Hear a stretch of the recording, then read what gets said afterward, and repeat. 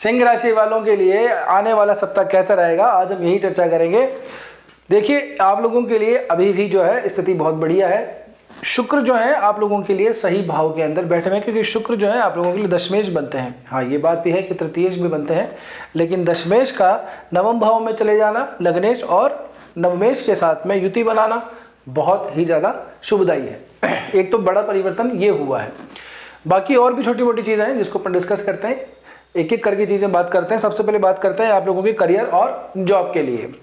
तो career house का जो स्वामी है वो पंचम भाव के अंदर बैठा हुआ है, और किसके साथ बैठा हुआ है, लग्नेश के साथ में बैठा हुआ है और नवमेश के साथ में युति बना रहा है। तो यहाँ से अब आप लोगों को करियर के अंदर ही नहीं बल्कि अपने ज्ञान के अंदर, अपने नॉलेज के अंदर भी बहुत ज़्यादा इंक्रीमेंट, वृद्धि बढ़ती हुई दिखाई देती है। साथ ही के अंदर इस तरह की जब भी स्थिति बनती है, सूर्य मंगल और शुक्र की जब युति बनती है, तो ऐसी स्थिति जब आती है व्यक्ति के अंदर थोड़ा सा क्या है कि ईगो जो है थोड़ा सा बढ़ जाता है। तो अपनी जो भी नॉलेज है, अपनी जो स्किल है, थोड़ा अच्छा टाइम आपका चल रहा है तो उसका थोड़ा सा अहंकार करने से आप लोगों को बचना चाहिए। तो ऐसी स्थिति के अंदर व्यक्ति के अंदर जो है थोड़ा सा अहंकार, थोड़ा ईगो जो है बढ़ जाता है। करियर भाव का स्वामी यहाँ से आपके पंचम में है, तो इसका मतलब ये हुआ कि करियर के अंदर ग्रोथ तो हमको दिखाई देती है। करियर का टाइम बहुत बढ़िया है। हो सकता है कि आप लोगों को थोड़ी सी अथॉरिटेटिव पोस्ट मिले, थोड़ी सी अपग्रेड आप लोग अपने काम के अंदर हो जाए, जिम्मेदारी आप लोगों की बढ़ सकती है काम के अंदर। तो ये स्थिति आप लोगों के लिए करियर के मामले में तो बहुत ज़्यादा बढ़िया है। बात करें जॉब वगैरह की, तो जॉब के अंदर भी जिनकी जॉब नहीं लगी है या जॉब के लिए ट्राई कर रहे हैं, स्विच करने का जो प्रयास कर रहे हैं, उन लोगों के लिए भी जो समय है वो ठीक ही है। ठीक कैसे है? वो इसलिए क्योंकि सूर्य और जो मंगल है, स्पेशली मैं जब गवर्नमेंट जॉब की बात करता हूँ, कॉम्पिटिटिव एग्जाम्स की तैयारी जो कर रहे हैं, उन लोगों के लिए जब मैं बात करता हूँ, तो सूर्य मंगल इस तरह के जो दो बड़े ग्रह हैं, ये गवर्नमेंट जॉब के लिए बहुत बड़े कारक माने जाते हैं। और दशमेश की उसके साथ में युति हो जाए तो बहुत ही ज़्यादा शुभदायी होता है। तो अगर आपका कोई परिणाम आने वाला है इस सप्ताह के अंदर, तो निश्चिंत रहिए, आपके फेवर में जा सकता है। बशर्त अब आपकी लोगों की कुंडली जो है उसके अंदर लग्न कौन सा बनता है, कौन सी दशा चल रही है, कौन सी महादशा चल रही है, इन ग्रहों की प्लेसमेंट आपकी लग्न कुंडली में कहाँ पर है, ये बहुत ज़्यादा महत्वपूर्ण होता है। तो इसके बारे में अगर आप जानना चाहते हैं, डिटेल में कंसल्टेशन लेना चाहते हैं, तो आपको व्हाट्सअप नंबर दिए हुए हैं। कुंडली शास्त्र की हमारी वेबसाइट भी है, वहाँ पर जाकर भी आप अपॉइंटमेंट ले सकते हैं। आगे बात करें बिजनेस की, तो व्यापार भाव की हम बात करें, देखिए चंद्रमा का गोचर होगा आप लोगों पे। राहु यहाँ पे बैठे हुए, नक्षत्र का कोई परिवर्तन अभी स्पेशली हो नहीं रहा है। चंद्रमा शुरुआती दौर के अंदर ही, यानी कि 22 दिसंबर को ही जो है इन तीन ग्रहों के साथ में युति बनाएंगे यहाँ पे। तो चतुर्ग्रही योग बनेगा, शुक्र और चंद्र आपस में, दो शुभ ग्रह और दो क्रूर ग्रह पंचम के अंदर बैठे हुए हैं। यहाँ से चंद्रमा आगे बढ़ेंगे और जैसे ही क्या है, राहु के साथ में इनका मिलन होगा। जी हाँ, ये 22 तारीख को यहाँ पे रहेंगे, 23 दिसंबर और 24 दिसंबर को चंद्रमा छठे भाव में रहेंगे। 25, 26 और 27 इन 3 तारीखों को राहु जो है चंद्रमा के साथ में मेल करेंगे। तो ये स्थिति जो है व्यापार के लिए इतनी ज़्यादा शुभदायी नहीं रहने वाली। कारण ये है कि आप लोगों के अंदर थोड़ा सा ऐसा आ सकता है कि कोई आप डिसीजन थोड़ा सा गलत ले लें और अपने काम का थोड़ा सा लॉस करवा लें। तो इस समय पर आप लोगों को थोड़ा सा शांति बरतने की ज़रूरत है। किसी लालच के अंदर, किसी लोभ के अंदर आकर के आप कोई ऐसा स्टेप मत ले लीजिएगा जिससे क्या चीज़ें थोड़ी सी बिगड़ जाएं।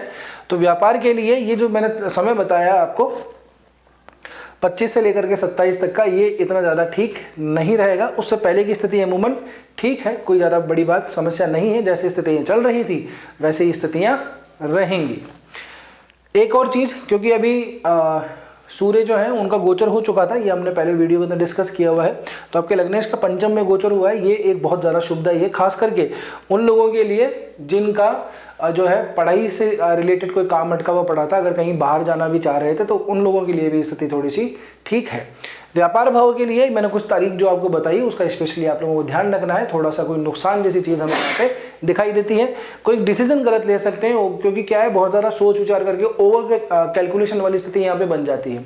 जब राहु चंद्रमा एक साथ मिलते हैं तो ओवर कैलकुलेट आदमी हो जाता है, दिमाग उसका स्थिर नहीं रहता। तो ऐसी स्थिति में थोड़ा सा आप लोगों को ध्यान रखना पड़ेगा। हम बात करें आपकी वेल्थ और प्रॉपर्टी के लिए, तो यहाँ से जो द्वितीय भाव का स्वामी है बुध, आपके चतुर्थ भाव के अंदर बैठा हुआ है। चतुर्थ भाव बहुत बढ़िया भाव है, संपत्ति का ही भाव है। द्वितीय चतुर्थ में बैठ जाए तो स्थिति शुभदायी ही होती है। लेकिन अपने भाव से जब हम कैलकुलेट करते हैं तो यहाँ से एक राशि तो षडाष्टक का संबंध बनाते हैं और दूसरी राशि से अभी जो बुध हैं वो 3 और 11 का संबंध बनाते हैं।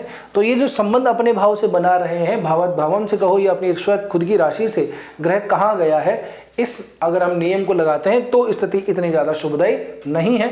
चौथा भाव जो है बुध का वैसे भी यहाँ पे इतने ज़्यादा कारक नहीं माने जाते हैं बुध चौथे भाव के अंदर, लेकिन फिर भी क्योंकि अपने शुभ ग्रह हैं और आपके लोगों के लिए लाभेश बनते हैं और द्वितीयेश बनते हैं, तो ऐसी स्थिति के अंदर जो है नुकसान जैसी स्थिति कोई दिखाई नहीं दे रही है। हाँ, कोई बड़ा सौदा, कोई बड़ा कुछ चीज़ काम होने की संभावना थोड़ी सी कम है।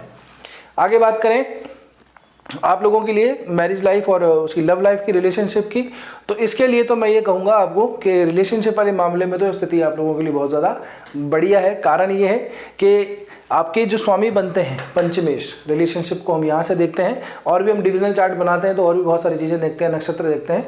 बहरहाल यहाँ से अगर आप आपका रिलेशनशिप देखें तो उसका स्वामी लाभ भाव के अंदर बैठा हुआ है, सीधी दृष्टि डालता है, तो यहाँ से प्रेम संबंधों के अंदर परिपक्वता हमें दिखाई देती है, मैच्योरिटी दिखाई देती है।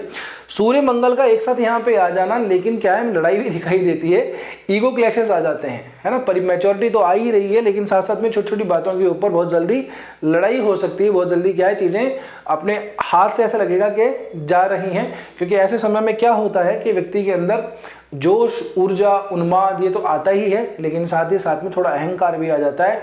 लोगों को सुनने की जो प्रवृत्ति है वो थोड़ी सी कम हो जाती है ना। तो एक वैसे भी एक अच्छा वक्ता वही होता है जो अच्छा श्रोता हो। तो अच्छा श्रोता बनने की आप लोगों को प्रयास करनी चाहिए। ऐसा ना हो कि आप क्या कि अपनी ही बात कहने के चक्कर में सामने वाले का दिल दुखा दें और चीज़ें थोड़ी सी बिगड़ जाए। शुक्र की यहाँ पे स्थिति ये दिखा रही है कि मामला जैसे भी है, अगर लड़ाई बहुत ज़्यादा बढ़ेगी भी सही तो भी क्या है, मामला सेट हो जाएगा, क्योंकि शुक्र जो है रोमांस का नैसर्गिक कारक है। स्वास्थ्य की बात करूं तो स्वास्थ्य के लिए आप लोगों को 23 दिसंबर और 24 दिसंबर इन 2 तारीखों का स्पेशली ध्यान रखना पड़ेगा, क्योंकि छठे भाव का समय वैसे ही आप लोगों के 8वें गया हुआ है, चंद्रमा का यहाँ से गोचर होगा। चंद्रमा छठे, 8वें, 12वें के अंदर बहुत ज़्यादा शुभदायी नहीं होता, एक्चुअली खराब ही होता है। जब भी हम कुछ मुहूर्त वगैरह भी निकालते हैं तो चंद्रमा की ये स्थिति हम निकालते हैं 4, 8, 12 की, 6, 8, 12 की, इस तरह की स्थितियों को हम टाल देते हैं ताकि उस समय हम ठीक से अच्छा सा मुहूर्त प्राप्त कर सके। तो चंद्रमा की छठे में जो स्थिति है शुभदायी नहीं है। इसके बाद में क्योंकि चंद्रमा भी आप लोगों के लिए 12वें भाव का स्वामी बनता है, 12वें भाव का स्वामी बनकर के छठे भाव में चला जाएगा, तो व्यय तो आपका करा ही रहा है, व्यर्थ की यात्राएं करवा रहा है। साथ में यहाँ से हम लोगों को दिखा रहा है कि थोड़ी सी क्या है, हाइपर टेंशन, ओवर थिंकिंग जैसी चीज़ें हो सकती हैं। और जो महिलाएं हैं उनके अंदर जिनको स्पेशली पीसीओडी की प्रॉब्लम वगैरह रहती है तो वो भी थोड़ी सी ज़्यादा बढ़ सकती है, तो अपने हेल्थ का थोड़ा स्पेशली ध्यान रखिएगा।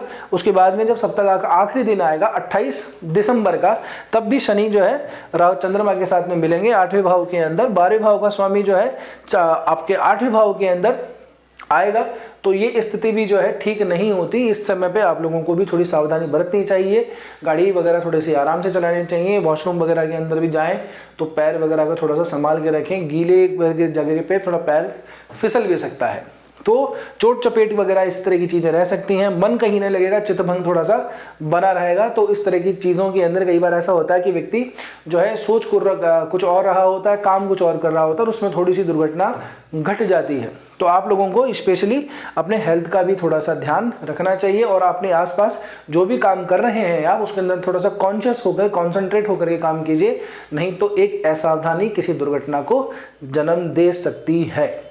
ठीक है जी। अगर मैं बात करूं आप लोगों के लिए किसी अच्छी सी रेमेडी के लिए, तो आप लोगों को तो जो नए हमारे दर्शक हैं वो जान लीजिए। एक तो जो नए दर्शक हैं वो सिर्फ दर्शक ही हैं, व्यूअर ही हैं, सब्सक्राइबर नहीं बने, तो प्लीज़ एक बार क्या है कि चैनल को सब्सक्राइब कर लीजिए ताकि आप लोगों के पास में टाइम से वीडियो आ सके। वो होगा बेल आइकन दबाने के बाद में। बहरहाल तो ये रेमेडी की बात करूँ तो करना क्या है, आप लोगों को सुबह उठिए जल्दी। एक तो सिंह राशि वालों के लिए अगर लेट उठते हैं तो ये मान के चलिए कि एक तरीके का अभिशाप ही है। कहीं ना कहीं आपकी मेन पत्रिका के अंदर कोई ना कोई प्रॉब्लम होगी, नहीं तो ऐसा हो नहीं सकता कि सिंह राशि वाले जो हैं लेट उठें। अगर आप लेट उठ रहे हैं तो कहीं ना कहीं आप लोगों के अंदर या तो राहु का इम्पैक्ट आता है, लग्न के अंदर राहु बैठा होगा, या दृष्टि आ रही होगी, या फिर शनि का इम्पैक्ट आ रहा होगा। ये सब हम तभी जान पाते हैं जब मेन पत्रिका को ठीक से देखा जाए। तो सुबह जल्दी उठने का एक तो प्रयास कीजिए, सुबह उठ करके भगवान सूर्य को अर्घ्य देना प्रारंभ कर दीजिए, इतना सा काम एक शुरू कर दीजिए। उसमें आपसे संभव हो तो उसके अंदर थोड़ा सा चंदन मिला लीजिए, चावल यानी कि अक्षत मिला लीजिए, और आपके पास हो तो एक गुड़ का थोड़ा सा कुछ दाना या उसका खांड जो होती है वो भी मिला लीजिए। फिर आप सूर्य भगवान को अर्घ्य दीजिए। ओम गृणी सूर्याय नमः, ओम गृणी सूर्याय नमः, ये करते हुए आप अर्घ्य देना प्रारंभ कीजिए। अब देखिए 10-15 दिन के अंदर ही आप लोगों को बहुत ही ज़्यादा एनर्जी महसूस होगी और जो सूर्य से संबंधित जो परेशानी आपको आ रही है वो भी हट जाएगी। सूर्य की स्थिति बहुत बढ़िया चल रही है आप लोगों के लिए। अभी पहले यहाँ पे थे अपने मित्र की राशि के अंदर, अभी आपके लिए पंचम भाव के अंदर आए हैं। आगे स्थिति थोड़ी सी विकट होगी, जैसे संक्रांति आएगी तब थोड़ी सी विकट हो जाएगी, लेकिन अभी के लिए जो है कम से कम आने वाले समय के लिए 15-20 दिनों के लिए, महीने भर के लिए तो ये उपाय तो कर ही लीजिए, इसको कंटिन्यू कीजिएगा। क्योंकि मैं हर बार कहता हूँ कि किसी भी रेमेडी को जो है एक दिन की कोई उपाय नहीं होता है। जैसे डॉक्टर की कोई बड़ी कोई बीमारी है, अगर डॉक्टर ने फाइंड आउट की है तो एक ही टैबलेट लेने से कोई बीमारी ठीक नहीं होती, उसको थोड़ा सा कंसिस्टेंसी के साथ में हमें फॉलो करना होता है। तो आप लोगों को भी क्या है, सुबह उठ के अर्घ्य देना शुरू कीजिए। आपसे संभव हो तो आदित्य हृदय स्तोत्र का पाठ करना प्रारंभ कर दीजिए। आप देखिए कैसे चमत्कार होते हैं आपके जीवन में। अब आपको क्या है कि अगर अपनी पत्रिका दिखानी हो तो ज़रूर आप व्हाट्सअप कर सकते हैं, ये हमारी वेबसाइट पे भी जा सकते हैं। क्योंकि चक्कर क्या है कि आपकी मेन पत्रिका देखने के बाद ही हम ठीक से अनुमान लगा पाते हैं कि आपकी महादशा, अंतरदशा, कौन सा ग्रह कारक है, कौन सा ग्रह मारक है, ऐसी बहुत सारी गणनाएं करने के बाद ही ठीक से हम अनुमान लगा सकते हैं। एक और बात मैं आप लोगों को कह दूं कि 2026 आप लोगों का कैसे जाने वाला है। वीडियो आप लोगों ने देख लिया है तो बहुत बढ़िया, पसंद भी किया है लोगों ने, उसके लिए बहुत बहुत आभार आप लोगों का। जिन्होंने नहीं देखा है तो जा करके देख लीजिएगा कि 2026 के ऊपर सिंह राशि वालों का कैसा कुछ क्या रहने वाला है। तो बस आज के वीडियो में इतना ही, मिलते हैं अगले वीडियो में। तब तक के लिए स्वस्थ रहिए, मस्त रहिए, अपना और अपनों का ध्यान रखिए। जय श्री कृष्णा, जय श्री राम।